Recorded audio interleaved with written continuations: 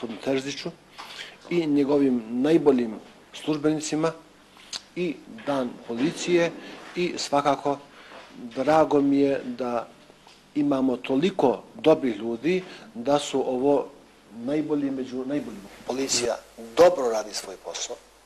To je još jedna od uspješnih preventivnih akcija, zaista sa tragičnim posljedicama. U tom smislu očekujem da i dalje naša policija, prvenstveno naša policija u našem gradu, svakako u koordinaciji sa republičkim vlastima, sa Ministarstvom unutrašnjih poslova, radi kao što je do sad radila na preventivnom djelovanju.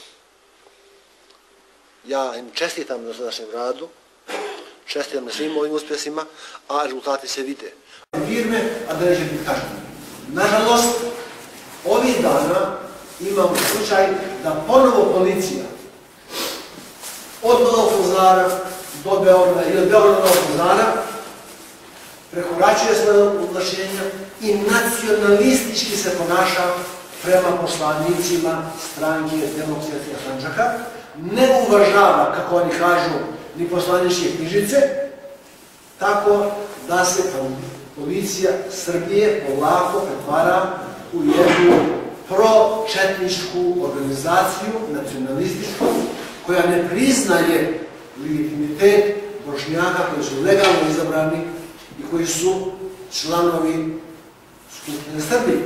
Iako vozač kaže imamo oznaku zastavu Srbije, da su poslanici u kolima, kažu mi to ne uvažavamo. Ako daju poslaničku knjižicu policajcu, kaže ja to ne uvažavam, šta to znači?